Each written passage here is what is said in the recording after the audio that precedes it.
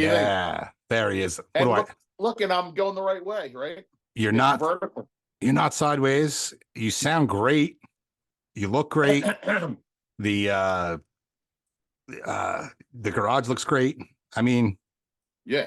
perfect. You got a nice shirt on. What do you got? A Carhartt on? Columbia. Look, wait, Columbia and Carhartt. And I got a toolbox over here. Look. Wow. I got a toolbox. Wow. Okay. Okay. Your Wi-Fi's fucking up. Don't touch your phone anymore. Oh boy. Here we go. I spoke too soon. Should I move? Should I go somewhere else? I'm still looking at the toolbox. Here, I'll try turning it on and see what happens. I just turned my Wi-Fi on. I had it on. Now I can't hear you. You're cutting out. You're cutting out. Is it normal? You're cutting out. I go into the kitchen.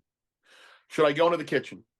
You should go wherever you think would work better. Yeah, I know you probably want to be in the garage, but no problem. Hold on.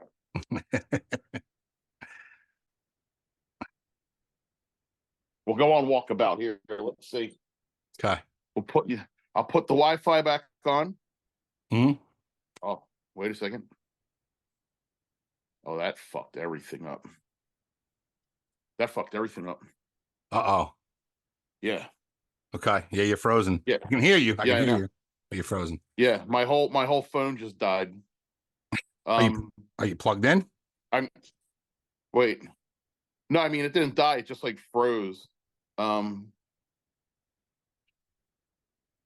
me see something here. Let me go walk around a second. Okay. Oh, I'm not gonna be able to open this door. See what we got here. This is classic. This is classic. Yeah, no, this is large ray entrance. The standard nonsense. Podcast entrance, yes. Okay. So if I'm gonna put my Wi-Fi on. Okay. Wait, the Wi-Fi is. Okay. Do you think it was better off, or? I don't know. I mean, I've been in there numerous times with it off, doing like other stuff. Right. But you can hear me now? Yeah. Like we're like 100% good? Yep. You're moving. I can hear you. I mean, let's give it a minute, but I think we're okay for the moment. All right. All right. See here. See what we got here. I like the background. I mean, I like the garage better, but we got to do what we got to do. I love the garage. What you doing now? What am I doing now? I'm gonna sit in this uncomfortable ass chair. Well, you know, I like to keep it a tight hour, so. Okay. Oh, that's right. You won't be here too long. Yeah. You won't be here too long. I'm used to the Joe Cicman 3.5 hour talking about nothing. Here it's only an hour. Yeah, I don't have time for that. I don't have time for that. As much as I would love to, I just I've been working all day. Who hasn't? No, I know. And I'm not complaining. You know, it is what it is. I had no time to prepare for this whatsoever. But we don't need to prepare. That's going to make any difference. Okay. It's not going to make any difference. You're 0 for 2. It's either going to be a complete disaster or the best thing you've ever seen. And there's no difference between either one of those things. So it's going to be great. Is that a Mr. T starter kit you got rocking there? Yes. Is it gold or silver? Is that gold? It's silver. I don't even know if it's silver. I mean, it's silver color. I don't even know if it's real. That's like something we used to win at the fair when I was a kid, and then when you wear it, you think we were cool. I bought it, right? I bought a necklace that had like a charm on it. I didn't like the charm, so I took it off. I thought the charm was just too much. And I don't know. I like wearing it. I'd love to see this charm. It's terrible. It's terrible. Well, it was like this big, dude. Like I thought it was going to be, you know, little. Yeah. I don't wear stuff like that. It's too much. I got my foam hat. I got my best foam hat just for you. He said it's too much. The little charm. Your whole body's tattooed up to where people in Pelican Bay would go, that guy's got a lot of tattoos. Yeah. And so everything else has to be subtle. Otherwise, it's just, you know, I don't want to look like fucking riffraff. You know what I mean? Yeah, yeah. You're an individual like everybody else. That's right. That's right. Yeah. Speaking of Joe Cicman, he's gonna be popping in, and yeah, that's gonna be trouble. It is. Have you spoke like how did you contact Joe, and when have you spoke to him in the past? I don't remember. So Joe contacted me. Oh, see. Oh no. One day I just started getting crazy shit in the mail, and I was like, all right, he's got my attention, you know. He wanted to do something together, he wanted to collab together. I don't know. I did that video for Eddie Fiola. That little 2-minute thing, or whatever it was. Which I'll throw in this podcast if people haven't seen it. I'll put it right here. Let me introduce myself for those who don't know me. I'm Mike Gruttola, brothers one and only Joe Gruttola, friends with Large Ray. Yes, sir. He's on my podcast. So Eddie Fiola, I mean, what is there not to say about the man? He's a fucking true legend, superstar. He's a stuntman in some of my favorite movies of all time, like The Pest and The Cat in the Hat. I'll never forget you and Rad, and thank you so much for the inspiration over the years. Thank you for unknowingly producing the 85th episode of my podcast with Large Ray. I love you, man. Welcome to my crib. So we got the couch fort over here. I want to show you around my 30,000 square foot couch fort facility. Got everything you fucking need. Let's go take a look inside. Ladies and gentlemen, DJ Eaton.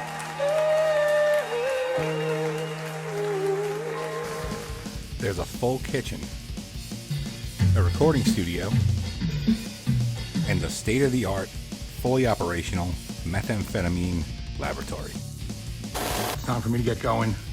I got something cooking, if you know what I'm saying. All right, let's cook. Peace out.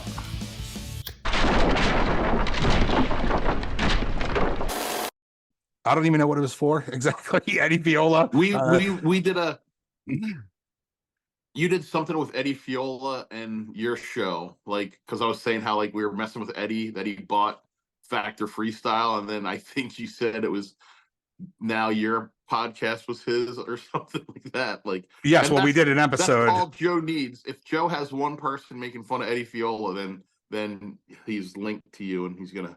Yeah, I mean, just the other day he sent me a can of coffee. Oh, that's the good coffee. That coffee's really good. It is really good. Coffee's really good. It's very good. And you know, he FedExed me overnight some fucking stickers. Yeah. So we got the one on top here. We got the one on the back. And this is the best Large Ray coffee. It's really good. Yeah, that's like on the market. Like an espresso something that Illy. You know, and he had this is where Joe's brilliant. The coffee we had before was very, very poor. So he found a coffee that he loves, and then turned the Large Ray Slow Roast Coffee Company into a sticker company. It's where you just put the sticker on your favorite coffee. Yeah. I mean, it's brilliant. He fixed it. He fixed it. He fixed the problem. I don't know if it's legal, but it's brilliant. Nothing's legal that he does, but it's really great, you know? Yeah. And then I got some mail from Joe. A book. First of all, Terradome Sports Science Research Center. Yeah, that's not the real name of it. Right. Like, and then we got some more stickers. Got some more coffee labels. Dope. And this right here, which I have a lot of questions about. So when he comes on. Yeah, don't ask him when I'm around, because I'll just interrupt it. You really don't need anything. You can interrupt. There's nothing to ask. There's nothing to ask. Oh, I have a lot of questions. No, there's nothing to ask. He almost got my wife sucked into reading one of those things. Yeah. He sent one to my wife, and she started reading it. Right. And then she started asking me questions, and for the first time in my life, I had to be like, honey, you got to just stop talking. You can't get it. And she's like, what?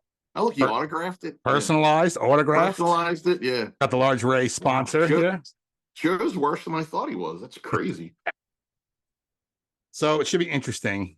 I'm gonna ask some questions, and no, please don't. I mean, they're just gonna be off the cuff, you know. Yeah, wait till I'm gone before you ask. No, we're both gonna be gone. I'm out. Tight hour. So So before Man. we get interrupted, because it's going to happen soon, because Right. I'm running late because, people don't take fucking hints. Like, this is my business. I cut hair. Great. But the guy was supposed to be here at 5:30. He didn't make it here till 6. And then he just bullshits and he's talking to me on the way out the door. He knows I have a podcast that I'm late for. And he's telling me about his cruise in fucking July. I don't give a fuck, dude. A cruise. Get the fuck I'd out. Spend the night in jail and go on a cruise. I got shit to do. You know what I mean? This brings nothing. This brings $0 into my life, but I like doing it. And it's more important to me for some reason. So get the fuck out. Yeah. And, get on with your night. Who's like, I'm great at throwing people out of shit. Who gave me that thumbs up? How do people do that? I didn't do it. This isn't live. This happened to me last time. I got a thumbs up. Look at that. You put you know what happened? You put your address on the interweb now, and now everyone's watching. No, this isn't. 2 people entered the waiting room. Fuck. Here we go. Yeah. Okay, let's see who we got. Just bring them in. Just bring them in, dude. Let's get Joe. Let's get Joe here. Bring the wave room in. Okay, Joe Cicman is connecting to audio. Oh boy. Okay. Hey, Joe. Hey, what's going on, Mike? What's up, man? Hey, what's up, man? Hat, dude. We were just talking about you. Hey, sweet hat. I have someone else in the waiting room here. And I lost them somehow. Oh, thank God. Don't let them back in. It can't be anybody. I don't even know how to get them back in. I'll tell you that right now. There you go. Hey, Joe, you might have to land this plane from your seat in the back. You might have to go to the cockpit and help him here. So we don't crash. No, there's nobody here. So I guess he's got to re-enter. Yeah. Anyway, what's going on, Joe? Well, I was just talking with a guy who out-talked Scott Powell, if you can believe that such a person exists. He doesn't I don't know who Scott Powell is. Joe's big on that. He'll throw names out of people you never heard of just to do it. Right. So, okay. Yeah. Okay. Yeah. That's part of Joe's shtick. All right. We got someone coming in. Ricky's entering the whatever the fuck this is. He's entering whatever the fuck this is. The room. I mean, it's not really a room. It's a virtual room. Oh no! Right, there he is. Fucking. Oh. Okay, so I have a little introduction. Minnesota Dickie. We just talked to him not that long ago. He's got Minnesota Dickie. I thought it was Montana Ricky. Mike, take your shirt off. Show him the real shit, man. Go ahead, rip that shirt off. I'm not taking my shirt off. You out of your fucking. You take your shirt off. It is off. You take your shirt off. I'll take mine. It is. It's not off. It's off. Yeah, it is. It is. So let me introduce Montana Ricky. Montana Ricky is a famous sales rep known for inventing calling shops on FaceTime topless.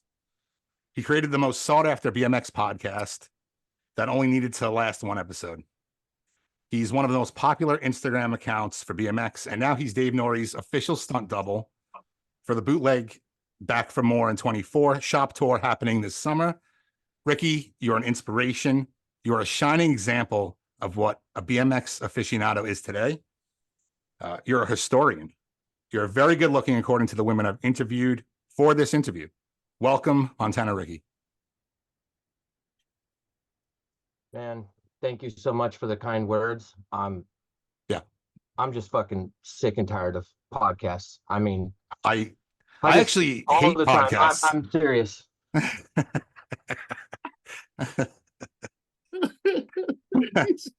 How many divorces does he have? That was him.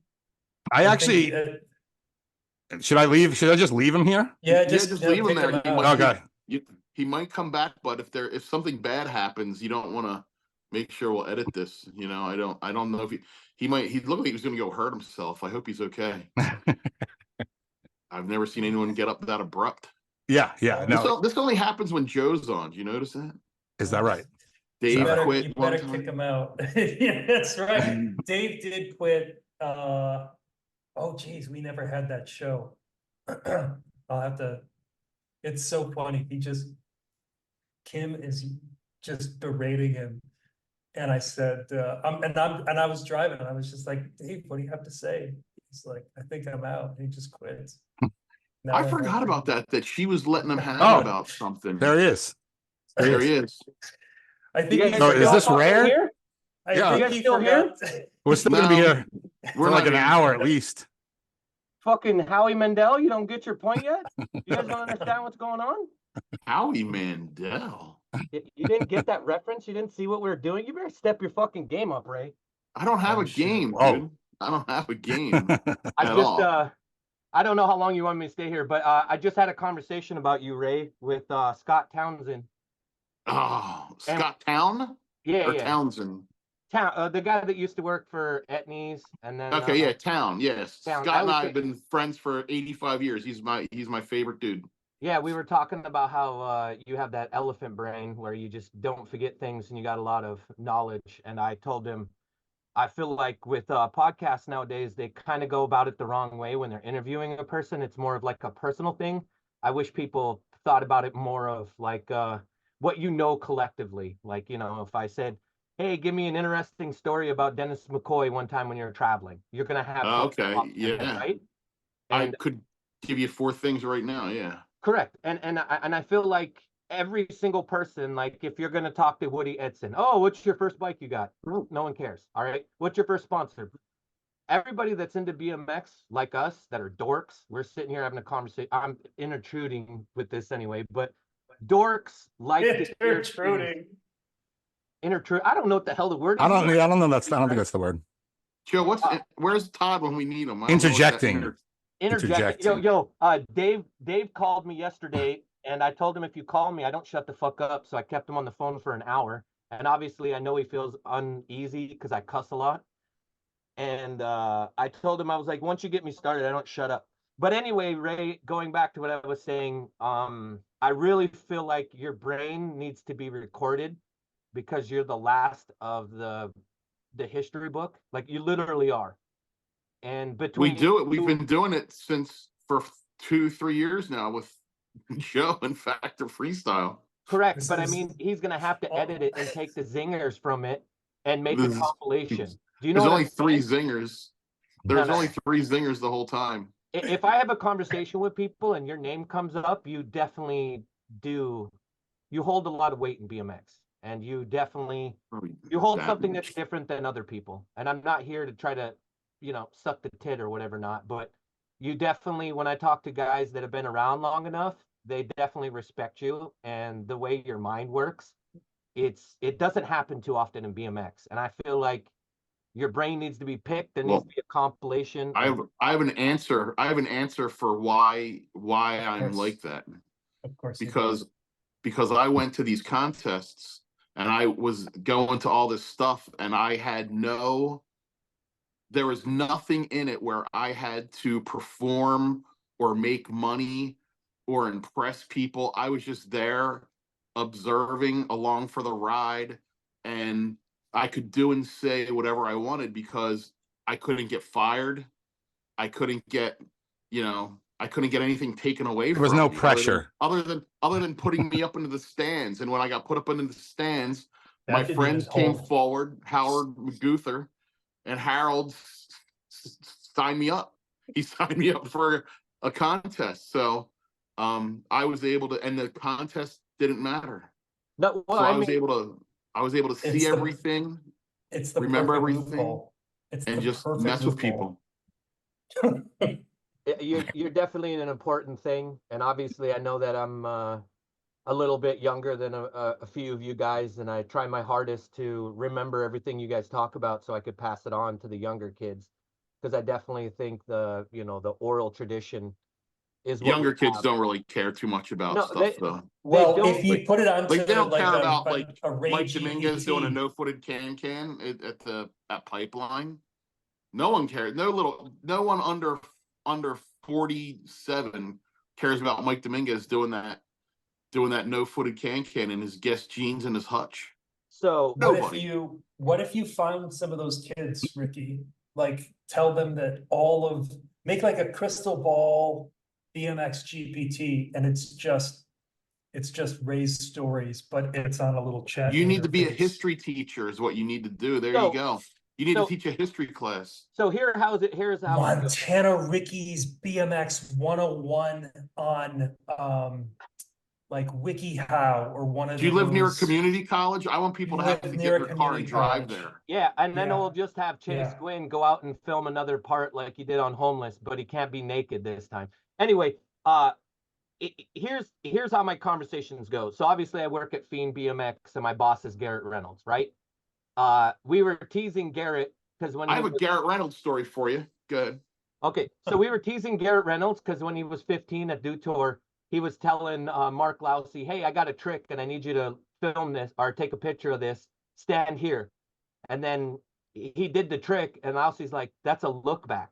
He goes, hey, I just did that trick. He's like, that's called the look back. So we were giving him shit that when he was younger, he didn't understand what the name of a trick was. And he's like, yeah, well, look backs ain't that cool. I was like, so then I showed him this.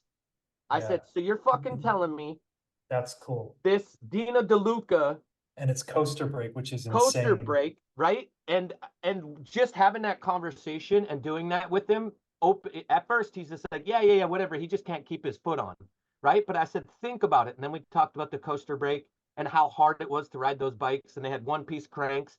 And then he's like, oh, shit, I didn't even think about it. So a lot of it has to do with breaking the barrier. So the kids do want to know, but you got to be able to relate to them in a way that you're not dadding them. Ricky, I don't know how to do that. if you want to hear a piece of history, Yes, I do. tell me if you think this would be historical. There is a very good chance that I am the reason Garrett Reynolds became a rider and a pro rider. Of course. Joe, what do you think of this? Joe, I will never stop blowing your mind. Okay. No, you won't. Every time I'm like, Let's hear it. So Joe knows the story of how angry I was in 1985 when Brian Blyther didn't show up to the Paoli, Pennsylvania, horror show. Remember that story, Joe? There was a wobbly penguin who did. Right, the wobbly penguin, right? So fast forward to 2001, 2002, 2001, the Dave Mirra Super Tour. Okay. Oh. Dave's on shit. tour doing whatever, and I'll make up a number. Say there's 10 stops. Yeah. The 9th stop was Woodward. The last stop was Scotty Kremer's Incline Club. Incline Club. We are 10 minutes from wrapping up the whole thing and we're getting ready to leave. And Dave's hugging people goodbye. Dave Mirra's hugging people goodbye, like guys that he's on the tour with. And luckily I knew Dave since he was like 12, so he might have listened to me a little bit. Like when it came, if somebody's really silly, like if someone's a jerk off like me, but then they get really serious all of a sudden, people kind of are like, oh shit. Yeah. Like, hey, wait, what's going on? Correct. So Dave's saying his goodbyes, and I asked him, I say, hey, what are you doing? He goes, you know, Ray, I'm just tired, I'm hungry, I'm thirsty, meaning that I'm just beat. I gotta go home. I just want to go home, my own bed, take a shower, and rest. I've been doing, and I'm like, whoa, hold on a second. I go, you have one more show, and it's not that far away. It's in Jersey. It's like 4.5 hours from here. Yeah, but I don't feel like going to a hotel tonight and just eating Taco Bell and then blah, blah. And I'm like, wait, you're going home and you're not doing the last show because you're tired. Correct. And he's like, yeah, man, I'm beat. And I'm like, dude, your name is on the side of the bus. I'm like, I know you got awesome riders, but I'm like, if you don't get off that bus, little kids that have been waiting all summer to see the Dave Mirra Super Tour, and you're not going to get off the bus, I go, these kids are going to hate your guts. And he just like looked at me and he was like what and he was just kind of like, why are you telling me this? Because now, like, Dave didn't like it if people didn't like him. You know what I mean? Nobody likes it if people don't like him. But he was just like, fuck, man. And I'm like, dude, I don't care what you got to do, but you just got to muscle it out, and you got to just do one more show. You got to get off that. Even if you don't ride, you got to go there and get off that bus. Right. And he's like, oh, man, whatever. So he goes and he does it, okay? Mark Eaton, 10 years later, 10 years after that, is interviewing people. He's working for NBC and he's interviewing all the pros. And they were interviewing Garrett Reynolds, and they said, you know, what was your like first thing? What was your ball? He's like, dude, he's like, the first time, he's like, I saw Dave Muir come out of that bus at the In-Kind Club, and I was just like, holy shit, that's the dude, Dave Muir. Oh my god. And all I wanted to do was like be him and ride and blah blah blah. And then he became, you know, Garrett Reynolds. You know what you call that, right? It's the butterfly effect. Joe loves that kind of stuff. But seriously, but that's a totally true story. Like that's 90% of how the story went down. Like basically Dave wasn't going to go. I felt like I had to talk him into staying, and I believe that Garrett Reynolds, I think that's who it was. Yeah, Garrett Reynolds was getting interviewed and saying that, and then Eaton's the one that told me, because Eaton's like, didn't you tell Dave that he had to stay on that bus? So when you do, I may be responsible for it. You need to bring that story up to show, because Garrett Reynolds. The last time I'm ever telling it. Shut up. Garrett Reynolds and Dennis Anderson are the two best riders in BMX. Dennis Anderson is, yes, you get Flippity Whippity Doopity Dootas and Daniel Saavedra and all these dudes that I can't say their names, but they're not where Dennis and Garrett is. Garrett's the street man and Dennis is the skate park, street, whatever, not right? Yeah. But kids, if you told them what you just said to me, but started it that way, they'd fall asleep. They'd fall asleep and look at their TikTok account of some dude mixing borax and soap to throw on the wall. Well, the thing is if you're talking and that's relatable to them. They don't know who Woody Itzin or, you know what I mean, Josh Lushua, whatever. Not help me out. What's his name? Dennis Josh Lashua. Lushua. Chris Lashua. Chris Lashua. Chris Lashua. What is it? I got a great Chris Lashua story for you. Okay, Chris Lashua. But I'm saying, like, if you mention those names, you knew where I was going. See that? That's once you guys get to know me, I'll be close on guessing the name, but then you have to finish it. Joe, my first time out to California, the first thing I did was I was in a car with Chris Lashua, and we went to Eddie Fiola's house because Lashua used to date his sister. That's not my great Chris Lashua story, but wait that's a second. Wasn't Eddie's sister in that ad? In that ad, yeah. Hey, sugar, how's it up? Hey, I actually have to go right now. I know. Yo, somebody. I had so many questions, Joe. Can somebody wake up Mike real quick? I'm listening. I don't know who you're talking about. Yeah. Two questions, because I gotta cook dinner. Every time, dude, it's always over dinner. Jesus, dude. I am working on world-class husband status. Okay. Can we save the questions for later? And can I just make fun of Joe real quick? Because I'd like to make fun of Joe. I think we'd have more fun me making fun of him than you asking about that stupid book he sent you. I want You just don't want to talk about it. I want Mike. He sleeps next to it. I want Mike and Joe to look at each other through the interweb here. You two have something in common that you both probably did sometime this week. Can you guess what it is that no one else has really done? You two have done something probably in the past 2 weeks, the same exact activity, and Ricky and I have never done it probably. What could it be? I raked a creek. Close. You did what? I raked a creek. You said raked a creek. A creek. Creek. Do you have a guess, Michael?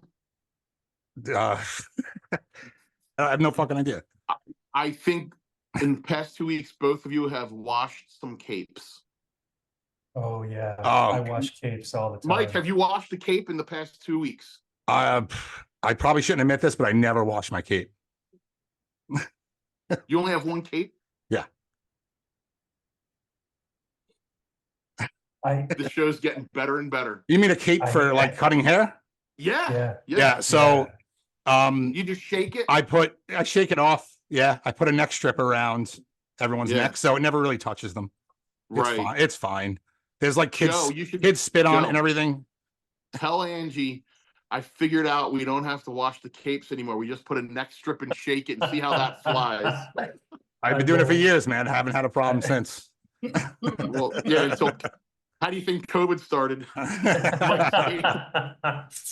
Yeah, I figured out something to do with that.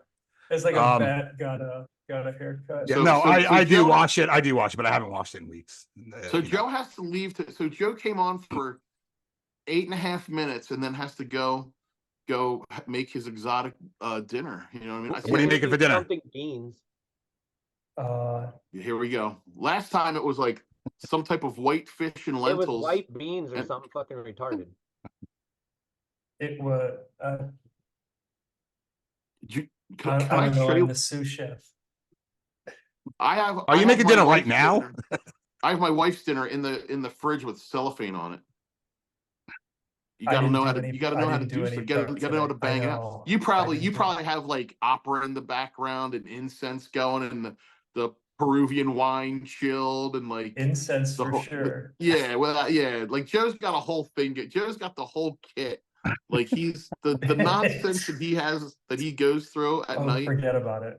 Yeah. Forget Joe, about do you it. have one of those bowls that are like hollow and you take the stick and you do the Yeah. He has it all. Oh yeah, I- singing bowl, right? He Singing bowl. definitely looks like one of Joe those goes. dudes. Joe sits Singing out in bowl the guy. snow and hums with incense in his ears. Have you ever done snow angels and then gotten back into a hot tub? No.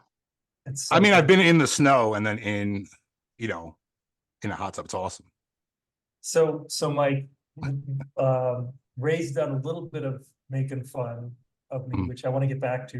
What's one of your questions? He wants to ask about Oh. the book and all this question. Oh yeah, so this is here's what I traced it back to. When Ray rang the Liberty Bell, he unleashed a biblical resonant sound that sent him and his best friend down paths of tremendous influence. And their influence has to do with freedom of doing whatever you want, provided that it's good.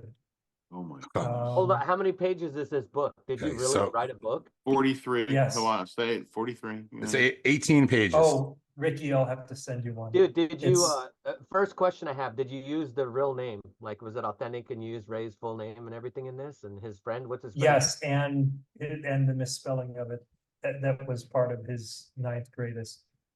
So freestyler if in Ricky 1990. just said who was his friend, he doesn't know the story, and then it says I don't know if he'll be able to handle it someday. Let me do it, all let me these do it, let me stories. do it, let me do it. So Ray was the tallest kid in class, and his friend was the shortest kid in class, and they go to this field trip to see the Liberty Bell. And they're outside, and he gets a 7-Up bottle, and they're standing in line, and they're staring at it, and his friend looks at him and he goes, "Why don't you ring it?" And Ray says, "You're not allowed." Now, it's a federal offense, but they're in first grade. Yeah. And Ray says, "Fuck it, let freedom ring." And he whacks the Liberty Bell with a 7-Up bottle. Oh, And then he shit. gets in trouble. But his friend then moved away. His friend moves away. Years later, Please tell me that from the prison. some guy shows up to do a photo session of the Plywood Hoods, and Ray's looking at this kid and he's like, "Why does he sounds so familiar?" That kid later grew up to win a movie trophy for the film Her, and he was involved with Jackass. And so Ray's best friend in first grade goes by the name Spike Jones today. Yes. That's And fucking Spike Jones was there with the Liberty Bell So, residents. so all you're telling me is I need to hang out with Ray and something good will happen in my fucking life? Where the hell Yes. you been, Ray? The Jesus chance. There's a Christ. chance. As I get older, the chances are a lot slimmer because I usually just go to work and come home, so I don't do a lot. You know, Mm. I mean, Yeah, but if you go to wait, you live in New Jersey, right? Yeah, come to Buckeye. Come to Yeah, Buckeye you gotta Bike go to Show on Buckeye. June You gotta. 1st. There's gonna be a bunch of people going to Buckeye. Just hop We're on the- a back, get on a bike rack, and we're gonna do the 8-hour trek to Buckeye. And if you want to see some nonsense, Buckeye's where it's at. What the fuck is Buckeye? You're not in the bike industry. Never mind. You The don't know. Buckeye Bike Show, it's It's the biggest bike show on the East Coast. and it's $40 all you can eat tater tots later that night. 30, And I so- think. Or no, it's 40. Yeah. For all you can Yeah. eat tater tots I with just Mike got done- Miranda. Today's the Gary Cab Pollak. show. I just got done with the Cab show, and then I got home, and then what's your name again? Joe. Joe was like, "Hey, we got this skit. I want you to do this. Can you just get on here and do this?" And I thought they were in on it and knew what was going on. And I was like, "Do I just sit behind that door and fucking stand there like an idiot while they keep talking, or what do I do?" Because Joe invents all these stories, and it's only in his head it makes sense. When it Yeah. comes out, you're like, "Wait, Doesn't make sense. somehow, some way." Well, I Makes asked sense. if we were keeping you on, even if you weren't in the chair, and they said yes. So, Oh, dude, that's Okay, awesome. but so- I so think yeah, I that- understand. I understand it now. I think a little bit more, to be honest with you, because I don't So- understand it at all. But that just Yeah. made complete sense. I totally get it. So we're gonna, I've got to send copies of that to Gork and Shannon Gillette and layer them all throughout the BMX Hall of Fame. The whole shtick is to make sure that that helmet remains there in perpetuity. What if we go And there so again sometime and that helmet's not there, Joe? The stink that will cause? they don't want that. That's Can you part of imagine it. that? If They'll have to take me away in an we're- ambulance. If we're getting what we want, we cause a stink. Imagine if that goes away. Is that the eyeball one? That's the eyeball helmet. All right, and with that, Joe really has to leave. I do. Okay. gotta do I some- would pay, I don't know how much I'd pay, but I would pay right now for Joe to just bring the phone with him and just Joe is tape the pot. next hour of his life. The I'm back gonna- and forth with his wife, the Mhm. chopping of the vegetables, you Well, know, the name a killing of price.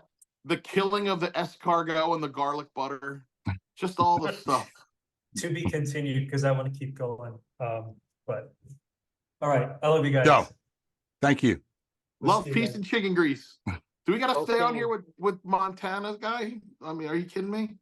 Oh, I don't Hey, mind him. I don't mind him at all. He's a nice guy. Hey, I like him. hey, oh Nice to meet you. Your name's Mike, right? Yeah, yeah.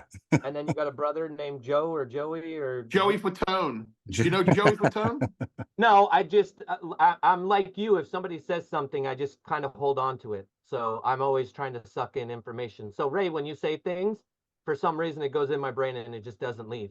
Like Oh, I had a conversation with Dave Knorr got mad because I talked his ear off for an hour yesterday because he saw me doing a cricket or something because I'm practicing to be, his stunt Dave double. Knorr. Yeah, whatever. It won't happen. I'm not flexible. But You'll be fine. and then I He's asked- 60, you're 40. You can do whatever he can do. yeah, I'm no. You'll be fine. Yeah, I was just talking to him, and then we got into talking about Dave Vanderspeck, and I was telling him about the story about Dave learning how to do Vander rolls and how it came about. And then, one thing leads to another and leads to another and leads to another. And I go, dude, you said you wanted to go 20 minutes ago. He's like, yeah, but you keep adding to something to spike my interest. I'm like, well, that's how BMX is. Yeah. It's from one thing So to another. I wanted to say this before. You guys were talking about, being able to relate BMX to the youth now, right? Yeah. You just need a rapper. Just a rapper. Like Tyler, the Creator, kind of had a resurgence with skateboarding. Not that skateboarding ever really went anywhere. Jackass was around, but he made it more popular for kids for sure. So you just need a rapper to rap about fucking riding a bike instead of skateboarding. Well, he did Bike Life, and so Bike Life picked up, which is the 26s and the 29 with the kids that do wheelies. So Who you did? have Travis, Barker? the dude you were just talking about. I forgot his name. Tyler? Tyler Yeah. got on one of those bikes that he got from SE and then just started riding those. Oh, is that right? No idea. And then there was another rapper that got on Redline and he started doing it. So it could reach to the kids, but I think it's guys that ride that kids can look up to and have no problem talking to them. It's kind of like, Ray having that conversation with Dave, telling him like, hey, look, dude, people look up to you. Just because you feel a certain way, you can't bone out on these kids. And you know, everyone has a story. Like the first time I met Ron Wilkerson, and he stuck the camera in my face, and he's like, "What'd you think of the show, kid?" And I was like, "I got a fucking circus in my pants." And he's like, "I like you, kid." And that was like, I think 11 or something like that. Right. And I just remember being like, dude, I'm gonna do a show for you one day. And then 4 years later, I was doing a few shows for Two Hip, not officially, but we broke the whole team off, so we had to finish the whole Montana tour for him. But I mean, just those little incidents like that when you meet people, you never know where that life's gonna go. And I feel like guys my age now are too cool because social media is it's not a social thing. I don't even know why you call it social media, because you're not socializing, you become an introvert, you know? Right. And so when you go to a skate park, people don't really relate. It's like, oh, he's got 4 pegs, he's got brakes, oh, he's only got 2, he's brakeless. I don't talk to him. Yeah. And we need to go back to shaking hands. And when you see a person riding, you need to get that stoke and chase them so you can become best friends for life. I agree. I mean, I met anybody I've ever met, I met through my brother, including Ray. And Ray has changed my life for sure, without a doubt. I mean, he made this podcast what it is. This podcast is, I interview a bunch of different people. It's not just about 14 BMX. listeners now. Yeah. There is that. Well, I'm like 18 about. 18 subscribers, man. Yeah. No, I actually have a decent amount, but you know, I fuck around. I don't do it consistently, and it loses momentum all the time. But then Ray comes and just fucking brings it right back to life. Dude, We did one where I was hopped up on pain medication. We got to go back and watch that one. That was my favorite. That really was. I think about that one often. Drugged up. Yeah, I was drugged up on like a Wednesday afternoon. He came in, he was like lounging, he had his feet up, he was eating a fucking piece of toast, drinking some coffee. He had like all the energy in the world. I don't know if you've ever taken a painkiller before, but when you first take one, you do have this weird kind of energy, and then it slowly starts deteriorating. I'm on a couple right now. That's exactly what happened. He was like, you know, fucking having a great time, and then all of a sudden he's just kind of sprawling out on the couch slowly. And I don't like take pain pills recreationally. I had a really bad leg injury, and I just got out of surgery, and I was all hopped up. Yeah. And it was awesome. Were you on Vicodin or Oxys? I don't know what it was. I think it was Percocet. Oh, Percocet. Yeah. Yeah. Which is, they say take 1, but I was taking about 4. Yeah. Well, you're a bigger dude though too. I'm like a large man. Yeah. Elephant. Yeah. You know. Literally an elephant. You're a big fucking dude. So Ricky, what do you do exactly? Nobody knows. So I'm a sales rep for After Hours, and we have Fiend. A strip club. Yeah. Fiend BMX, 80s BMX, Deco BMX, and then Daily Grind. I don't like the old school way of doing distros, because what it ends up doing is creating a middleman, and it costs more money for a bike shop to get the product. So I have a new way of doing things, which is a 2PL, which is a new way of doing logistics, where you and the other brand work together and the bike shop makes the money, and we're able to get it to the bike shop cheaper. And then at the same time, smaller brands can work together so we can grow together. And the old formula is we have all these high guard, old school dudes that are in it that don't realize, like, all right, you're 54, Moeller. In 10 years, you're going to be 64. Are you still going to be here? It's really good math. You know, and it's sad, but at the end of the day, a majority of those guys never really thought about the idea of like, holy shit, I'm getting close to retiring. I'm not the future. So you have younger guys that are coming in like me. I'm not young, but in the industry, I'm young, and I have vigor, and I'm excited. So I want to change things and update them. I don't. You don't even have a shirt. I don't need that, and that's how I do my FaceTime. Nobody even FaceTimes. Like, it's easier to have a conversation with. Well, no one's gonna FaceTime you if your nipples are showing. Dude, I'm always this way, literally. Like that comedian Bert Kreischer. He just comes out on stage with no shirt on. That's like his shtick. But I mean, I'm just sitting in my basement and that stuff, and customers just get to know me. But There's a lot in BMX behind closed doors, the business ways that haven't been changed. It's like John Paul Rogers came out with an idea of how to run Schwinn, and it's like everybody just copied that, and it's been the same way for 30 something years. So I just like, that doesn't work. The distro doesn't work.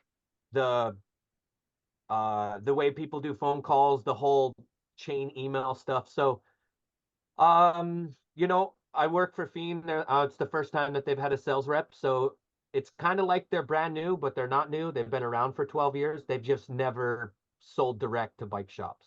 So I get to be the voice for them. Obviously, I don't own the brand or anything, but if I work somewhere, I treat it like I do own it. And Do you know that bike shops now don't have BMX bikes? Like all the bike shops that I've been to in the past like year, they don't have, like there's all these truck shops around in my area and they don't sell BMX bikes. yeah, it's concept stores because Isn't that crazy? Like there's like, I guess you could go to like Walmart and get a BMX bike, but it's just crazy that a bike shop wouldn't sell a BMX bike. It's crazy. yeah. Well, I think it doesn't have the appeal. Like I was saying, No, you have to put a battery on your bike and scoot around like all the kids do. correct. I mean, that is kind of a phase, but those cost $5,500. Yeah, but people are rich these days. Right, they're impulse buyers. The issue that we have is kids want things that's obtainable. So when you do Bike Life, which is Willie's, a kid can just get on that and become pro instantly, right? So it's obtainable. They're like, that's something that I can do. In BMX, it's so hard and it's so crazy now, they're intimidated by it. And then it's also not welcoming. Like I said, you go to a skate park, people ain't shaking hands and doing what we did as kids, or when we, even now, because, you know, you become instant family when you see somebody on a BMX bike. Kids nowadays are just like, yeah, I don't follow him, so I don't give a shit. Even if it's a pro, that it's just kind of the way they are. So I just think that the formula is, in order to get kids back into it, we got to be able to make the bikes more affordable. Like Tony Hawk basically came into BMX and made a $150 bike, and it pretty much takes over everybody. And BMX makes such good bikes, they're shit. They're so good that they're shit because they cost so much, and a bike shop doesn't want to invest in that. So it's like really hard. It gets like, Tony Hawk had a BMX bike. he does have a BMX bike. What? He went to Woodward. He saw all the kids on it, and he goes, "I'm gonna make bikes." So Tony Hawk has a BMX bike, which in turn takes dollars and people away from us. Because what he did, and this is the hard part trying to teach core people, is like, look, I'm not saying this is the best route, but when a kid comes in, they just want to ride a bike. They don't want to do tricks. They just want a bike.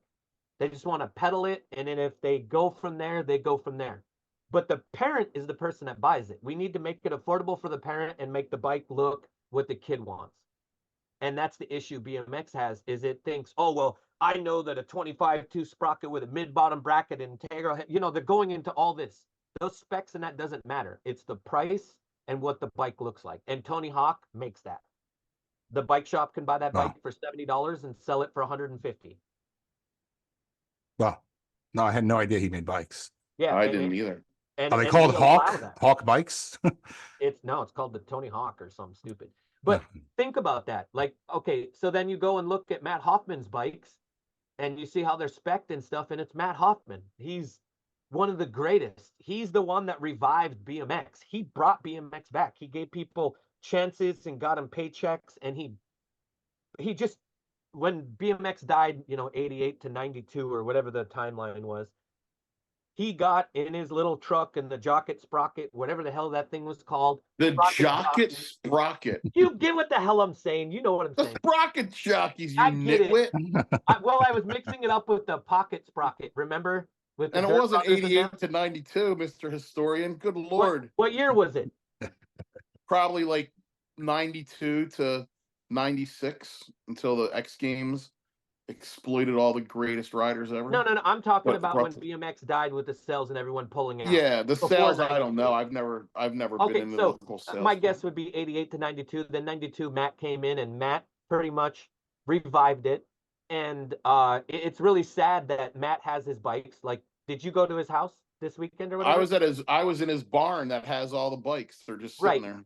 And you look at those and you see those, and it's really sad that he's not having someone like myself working with him to help him sell that. I know that it isn't his brand fully. It's, you know, he's got help from something else, but we have somebody that's just as big as Tony Hawk, and Matt Hoffman's bike should be everywhere and not Tony Hawk's. And that's an issue to me, because as BMXers, we need to stick up for ourselves. And that's why I always tell kids, I'm like, look, I get it. You think it's cool to watch skateboard videos and try to dress like a skateboarder and film like a skateboarder. They don't like BMX, and they're not paying attention to BMX. And there's nothing wrong with liking another sport, but when you're putting and garnering all of your effort and time into something else, and you're trying to morph it, BMX, into skateboarding, it doesn't work. So I try to tell kids, like, stop watching that stuff. Support BMX. Wear BMX shirts. Wear a BMX hat. Support your companies. They don't. They support skateboarding companies or another company. So it's just, it's crazy. And you're falling asleep. I love you. Fuck off. No, I'm falling asleep. I listen He better always with my falls eyes asleep. closed. No, I listen better with my eyes closed. The biggest thing I'm getting out of this whole conversation so far is, are you going to be able to ask Garrett Reynolds if he could go back in time and Dave Muir didn't get off that bus, would that have altered his path at all? I just want to know if I'm the one that saved Garrett Reynolds and steered him towards BMX superstardom. Well, that goes back to the butterfly effect. Yeah. Yeah. I want to know what he felt when he saw Dave Muir come Well, I off got that. I got a meeting Friday. I'm going to ask him. And like every single time, even though I don't talk to you, somehow you come up. But it's only because for some reason I'm always talking to dudes that you grew up with or you rode with, because I'm a BMX whore and I can't help leeching on you guys because I find you guys so interesting. I'm like that dork that I'm your bat boy and you guys are all the baseball players, right? And even though you say, oh, well, I wasn't a rider like these guys and I didn't have all this, you had your role. Like the idea when you did your one line at the AFA contest and you got to the top of the ramp and then you just dropped your bike and then you just sat and then I got disqualified for that. Slid down the ramp and then you Yeah. rode that way. That to me is exactly what Sean Burns did at the X Games when they were like, all right, everybody get ready for Sean Burns. Here comes Sean Burns. Sean Burns went as fast as he could, hit a jump, gapped out of the fence, and then landed in the parking lot. And everyone goes, here comes Sean. And there goes Sean Burns. He wrecked. He sat down. He got up, waved at everybody, lit a cigarette, danced around, and then left. Even though it isn't the same thing you did, but it's almost the same thing where he went there to have fun and do what he wanted to do in his own way. I And hear I you. respect you for that. How about when you called me Ice Money a couple weeks ago? I Wasn't said that- you're just Ice like Money. That was Listen, so much I have fun. no idea who Ice Money is, but I like that name. I like that name for Ray, actually. I think it's a fitting name. Don't call me Ice Money. So Ice Money You'll is get a the gentleman. lashing that Ricky got. Ice Money is just a gentleman that was like a kook, kind of one of those guys that was around. He's notorious for putting the seat in his mouth. The thing about Ice Money is he believed and would tell people that he was a great rider. I watched the day I developed a real hate for that dude. Like at first I was just like, oh, it's Ice Money. Dennis McCoy loves him because he's just like the dude's a stooge. But I went to the Warp Tour, and there's like 1 million people at the Warp Tour, and there's a half pipe, and Rick Thorne's out there busting his balls at 105 degrees riding, getting the crowd all going, and Ice Money's wearing a full face helmet, as many pads as you can wear, chest plate, elbow guards, wrist guard, everything you can wear, and he was sprinting back and forth on the ground, so he would get all sweaty, and then he'd take his helmet off and sit by the ramp and sign autographs. And I was trying to get him removed. I was telling people like, yo, you got to get this dude out of here. He's not part of the show. And they're just like, oh no, he is. Look at him, like, because he was all dressed up. Yeah. That's where I developed the hate for Ice Money. He's a fraud. Like if he was just dicking around and being funny and was like really good friends with Thorne or whoever was there, it'd be whatever. It'd still be kind of silly, but whatever. But he was trying to. It's like stolen valor. He was he was pretending to be a rider and signing autographs, and little kids were like, "Oh, look," you know, like it was just. So it's like a fuck that couple of the dude. dudes that got busted for faking cover shots on Ride BMX when they didn't actually land a trick or did it, they just staged themselves for it. Oh, I've done The that in reason Freestyle magazine. the reason that I did say that I put you in that group is I'm talking about people that made people smile. I don't know anything about them. Ice Money never made people smile. I'm talking about people on the outside that saw things. They looked at him as one of the guys that was a court jester, whatever the word is. But I know that you're a lot Jester. different than him. Jester, I can't say words. That's all right. Dave Noor, you know what Dave says? Dave goes, "You're going to get all my tricks, but I'm going to have to teach you how to speak. So every time you say something wrong, I'm going to stop you, and then we'll fix it." And I said, and I always try to tell him, I'm like, you realize I grew up on a rereservation and I didn't learn how to speak until I was 7 years old. So like I have a really bad time with, I think I think too quick before I say it, so I don't know how to slow down. Why didn't you speak until you were 7? Like the people that you were with, what language were they speaking? No, I was in and out of foster homes, and they kept giving me up from adoptions. And then finally, the last person that adopted me, by the time I came there, I was like a feral animal. So, But the people like, where were, so before, like from birth until 7, what's the longest you stayed with like one family? just like off and on. Like I recently got the paperwork from the judge on my adoption papers. It just, at the end of the day, there's a lot of people use adoption or foster homes as a way to make money. You get anywhere from $700 to $900 per kid. So it's like a puppy farm. So people take in kids and use them as a puppy farm, and they'll have them during school year because the school's babysitting them before school, after school, then school. And then when summer comes, they just ditch you. So I was off and on with that, and I didn't learn how to speak till I was 7. So wherever I went, it didn't matter because they were just using me to get that government check.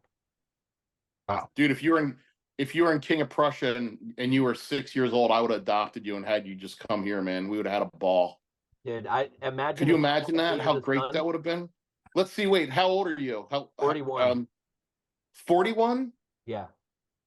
So I'm 50. I'm 50. I don't know if I'm 53 or 4. I forget. I was born in 69, June 19th, 1969. Am I 53? Or am I 54? Dude, either if you don't, I don't fucking know, man. You're I can't figure that out. Either You're gonna way, be turning 55 or something like that. 50. either way, when I was, how old do you have to be to legally adopt somebody? 18? Yeah. 20? 18? Dude, Probably you could have been my 18. you could have been my little buddy. We would have just been riding around. We would have been going to the mall with Gary Pollak, doing fire hydrants and cherry pickers. And It's not that crazy. What do you do for this podcast? What's give me the rundown on this? So basically it's just, I just interview people, actors, comedians, musicians.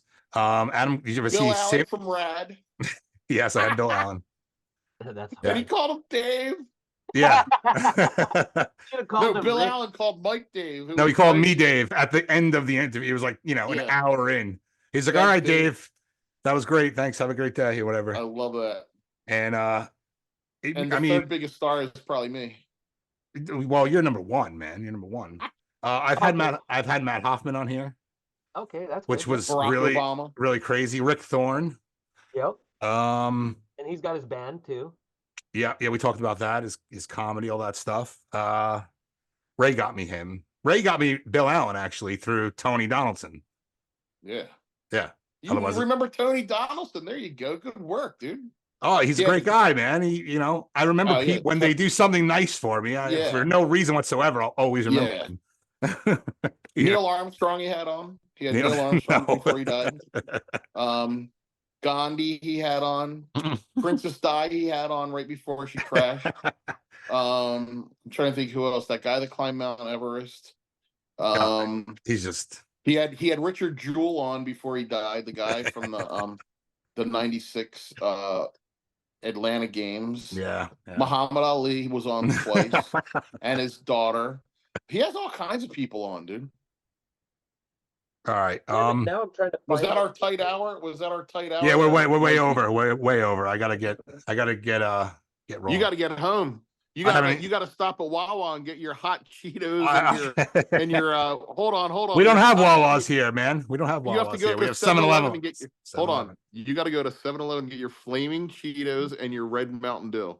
Yep. And don't fall on the ice. Anyway, Mike, it was really good to meet you.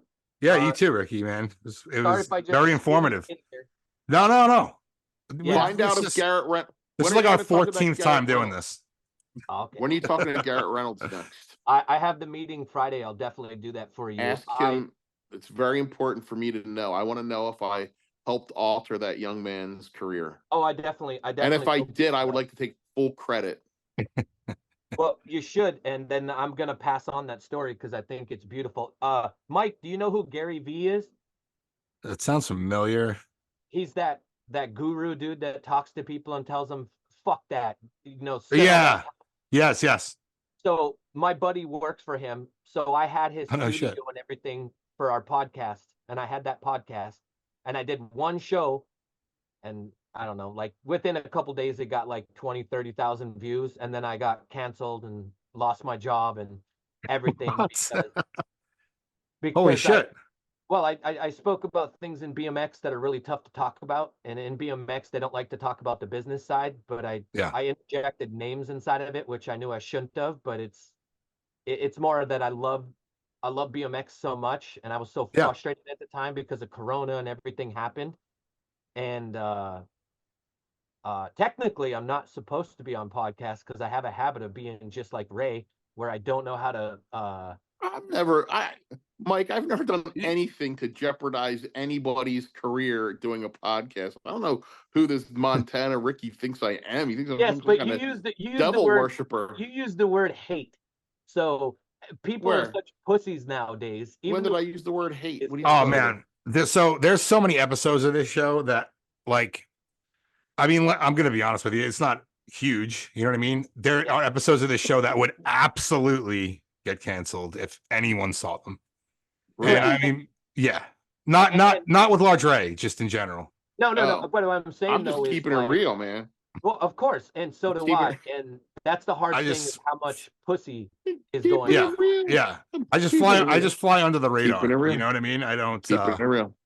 I'm keeping it real. Dude, you look good. Let's see your teeth. Let's see your teeth. Dude, not bad, bro. You got an underbite or an overbite? I have an underbite probably. I got Probably. teeth. Yeah, well, either way, Mike, really good to meet you. Yeah, Ray, same I think here. we're gonna end up talking a lot more. I just know it. I hope not. I mean, I'll just let this record.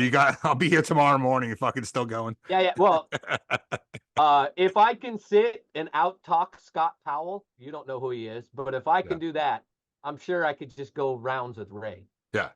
Yeah, leave it. Yeah. Yo, leave your thing on, and me and Ricky will talk for a little bit. I gotta fill him in on. I want him to ask some questions about BMX, because I mean I'll be up for at least another 15 minutes if he really wants to hear some shit. Oh, you're such an old. We'll do it. We'll do it again. We'll do it. We'll do this Definitely. again. Hey, thanks All right, for he's letting me hanging up. on here, guys. He's hanging Yeah. up. He's hanging up. Ricky, I want you to just walk out. Just fucking shut it off. Walk out. There he goes. Look at those shorts.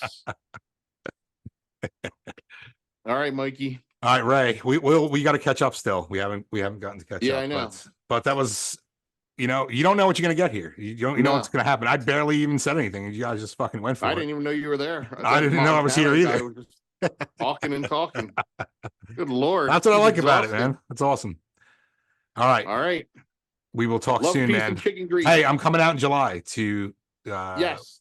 Philly. So, Yes, we'll be here. We'll be All right. here. Awesome. And end of All July. right. End of July. Yeah. Peace 26th. Peace out. Y'all be cool. See ya. Later.